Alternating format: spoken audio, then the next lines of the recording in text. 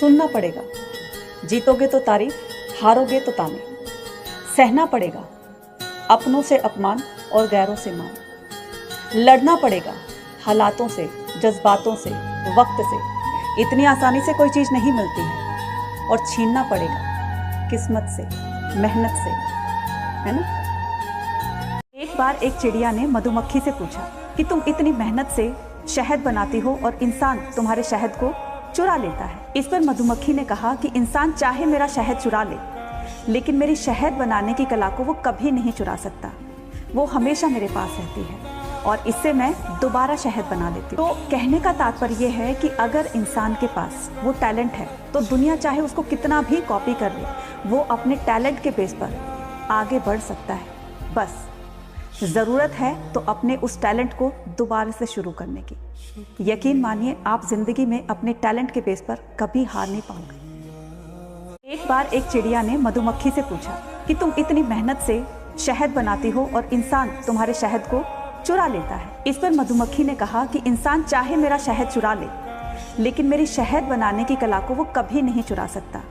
वो हमेशा मेरे पास रहती है और इससे मैं दोबारा शहद बना लेती हूँ। तो कहने का तात्पर्य, मैं धन्यवाद करती हूँ अपने बीते हुए कल का, जिसमें मैंने बहुत कुछ सीखा, और स्वागत करती हूँ अपने भविष्य का, जिसमें मैं बहुत कुछ सीखने वाली हूँ। आप सभी भी एक उम्मीद के साथ, एक आशा की किरण के साथ अपने आने वाले कल का स्वागत कीजिए। आप सभी को मेरी तरफ से नए साल की हार्दिक शुभकामनाएं।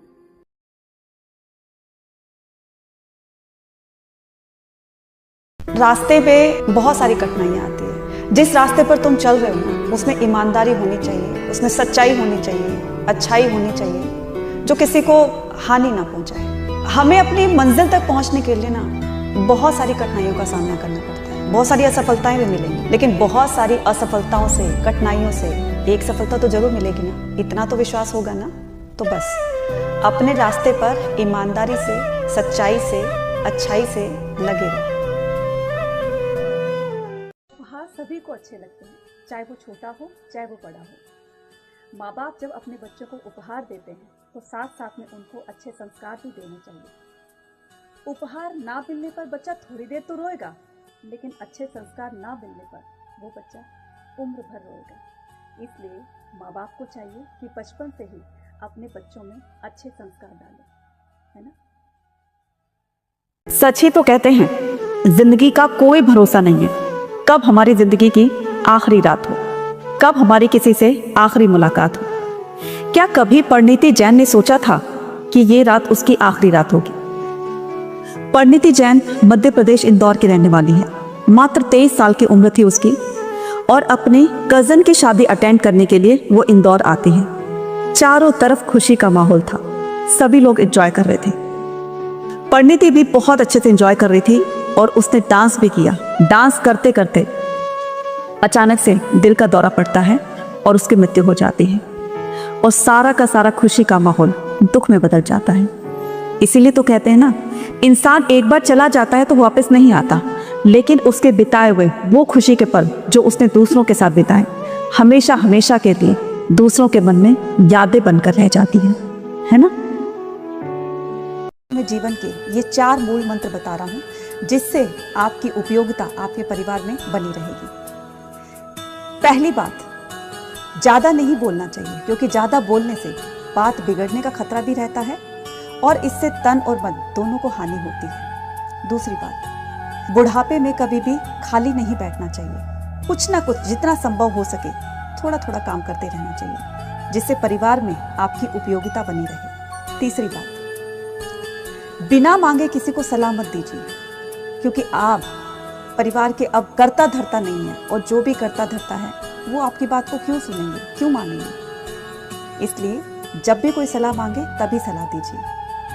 चौथी बात ये कि सहन करने की शक्ति को थोड़ा सा बढ़ाना चाहिए। छोटी छोटी बातों पर गुस्सा होना, रोना, ये सब नहीं करना चाहिए। याद रखना, सहनशीलता ही परिवार को एक कर सकती है।